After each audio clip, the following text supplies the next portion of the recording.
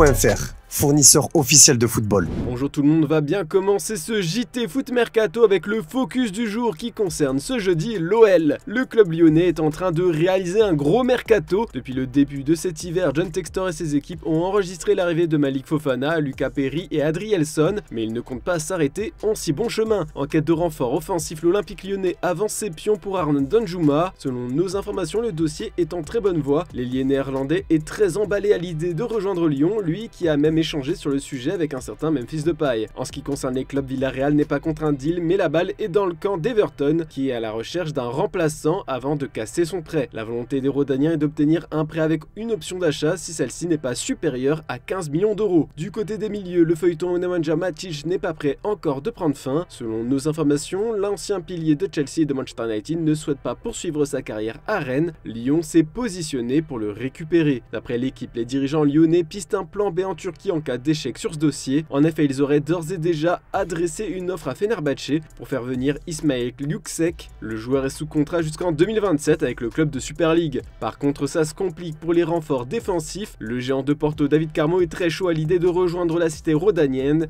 mais il est pour l'instant bloqué par les Dragões. Le club portugais a repoussé la nouvelle offre orale de Lyon. En attendant, l'OL va enfin se débarrasser de Sinali Diomandé. Mis à l'écart depuis novembre, le rock défensif ivoirien cherche une porte de sortie pour se relancer après plusieurs mois compliqués. Ça tombe bien, après avoir été sondé par le Fenerbahçe, c'est le Red Bull Salzbourg qui tente sa chance. Le club autrichien prépare une offre estimée à 7 millions d'euros. Mais par contre, depuis quelques minutes, l'Olympique lyonnais a officialisé l'arrivée de l'attaquant nigérian Gift Orban en provenance de la Gantoise. Il s'est engagé avec le club pour une durée de 4 saisons et demie, soit jusqu'au 30 juin 2028. Le montant du transfert s'élève à 12 millions d'euros, auquel pourra s'ajouter un maximum de 8 millions d'euros de bonus, ainsi qu'un intéressement de 20% sur la plus-value d'un éventuel transfert. Tout ça m'amène à vous poser la question du jour: est-ce que l'OL fait un bon mercato hivernal pour l'instant? On a hâte de lire vos avis en commentaire. Et hier, on vous a demandé s'il faut réduire le nombre de matchs par saison pour protéger les joueurs. Et bien en commentaire, pas de débat, vous êtes tous pour la réduction du nombre de matchs dans le calendrier. Dans le reste de l'actu, Chelsea est prêt à vendre un attaquant à 60 millions d'euros. On est plus habitué à entendre des rumeurs sur des achats des Blues, pas des ventes. Il y a une telle concurrence et une telle densité dans cet effectif que Mauricio Pochettino doit pousser les murs de son vestiaire pour faire de la place. Victime de ses performances, Armando Broja a été mis sur la liste des transferts. Son prix, selon The Telegraph, 60 millions d'euros. Il serait dans le viseur de Wolverhampton, Fulham et West Ham, mais ils ne sont pas encore prêts à faire un tel chèque. Et Marco Reus a pris une grande décision pour son futur. En fin de contrat en juin prochain, l'Allemand ne devrait pas prolonger l'aventure avec le Borussia Dortmund. Au club depuis maintenant 12 saisons, il n'est plus considéré comme un titulaire en puissance. À en croire les informations de Bild, ce mercredi, Marco Reus aurait d'ores et déjà anticipé un départ, mais songerait à rester outre-Rhin pour évoluer dans un environnement familier. Il opterait pour un retour au Borussia Mönchengladbach, club où il a évolué entre 2009 et 2012. Il serait d'ailleurs disposé à renoncer à une partie de son salaire pour rejoindre les Poulains. Puis Lucas Zidane a dévoilé l'un de ses rêves. Le deuxième des fils Zidane connaît une carrière plutôt réussie. Il fait partie des meilleurs gardiens de deuxième division espagnole à Eibar. Dans un entretien accordé aux médias Carré, le gardien de 25 ans a notamment évoqué la possibilité de jouer à l'OM ou d'évoluer en France dans un avenir proche. Je ne connais pas trop le foot français, ça fait 15 ou 16 ans que je joue en Espagne. J'ai été en sélection quand j'étais jeune, j'ai pu goûter à ça. J'aimerais bien un jour, pas forcément maintenant, mais plus tard. Pourquoi pas jouer en France, ce serait une belle expérience. J'ai déjà eu des touches en France, mais ça ne s'est pas fait, a-t-il lancé avant d'évoquer l'OM. Marseille, c'est notre ville, c'est une fierté d'être marseillais. L'OM, c'est le meilleur club de France, je serai supporter quoi qu'il arrive dans la famille. On est tous supporters de l'OM. Oui, ça a été et c'est toujours un rêve de jouer à l'OM. Et Tourelle est serein pour signer Mukiele. Annoncé dans le viseur du Bayern Munich ces derniers jours, le défenseur polyvalent du Paris Saint-Germain fait l'objet de discussions concernant un prêt avec option d'achat. Interrogé sur le sujet après un entraînement lors du stage en Algarve, Thomas Tuchel ne s'est pas montré particulièrement inquiet, bien au contraire.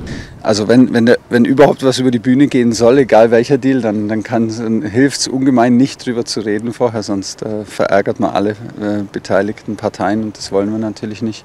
Ich habe Vertrauen in das, was wir machen und großes Vertrauen in Christoph.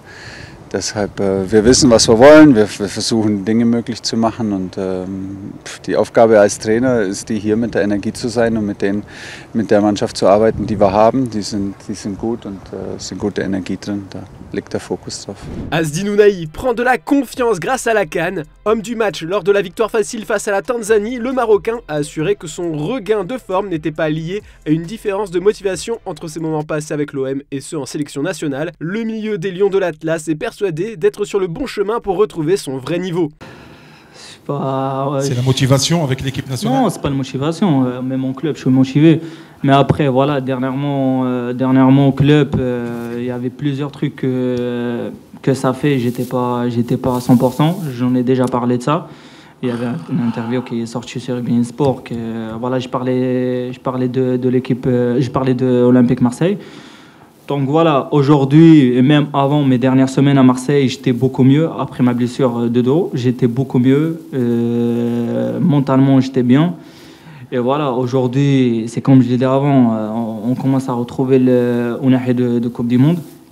Donc voilà, moi je suis content. Je suis heureux de voir voilà, on gagne les 3 points aujourd'hui. Et voilà, maintenant c'est à moi d'être concentré, c'est à moi de travailler pour retrouver le rythme et retrouver le vrai Ounahi.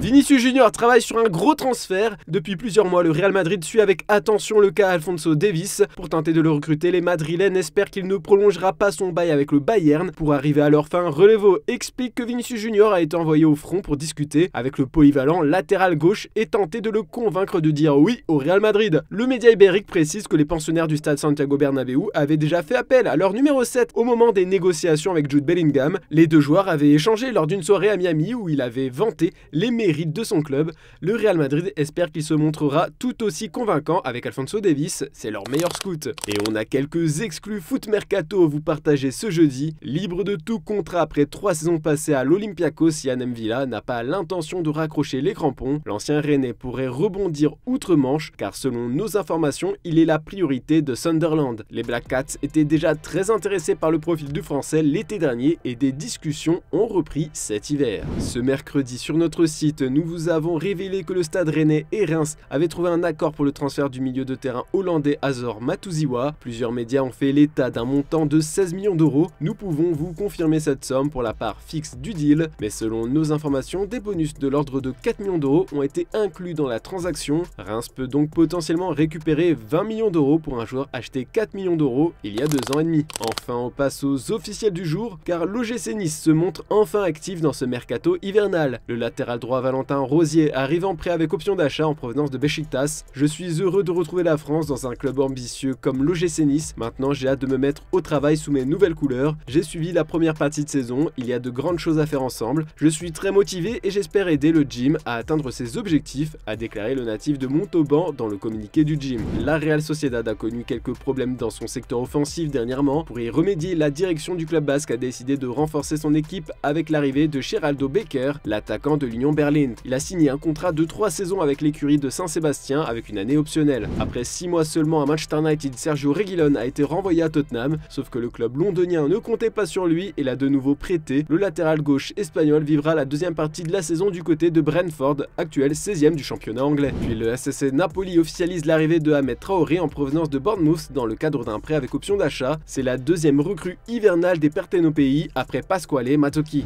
Comme révélé par nos soins, Xavi Babika s'est officiellement engagé avec Toulouse. L'ailier gabonais, aux 5 réalisations et 8 passes décisives toutes compétitions confondues cette saison avec Laris Limassol, va ainsi renforcer le secteur offensif des Violets. Montant de l'opération, 2,75 millions d'euros, un transfert record pour l'écurie chypriote. On termine le JT du jour comme d'habitude avec l'image du jour. Les Parisiens se sont réveillés avec la neige ce matin. Le centre de vie du PSG a lui aussi revêtu son manteau blanc. Les joueurs en ont profité pour faire une petite bataille de boules de neige. Je vous laisse mater ça et à demain pour un nouveau JT.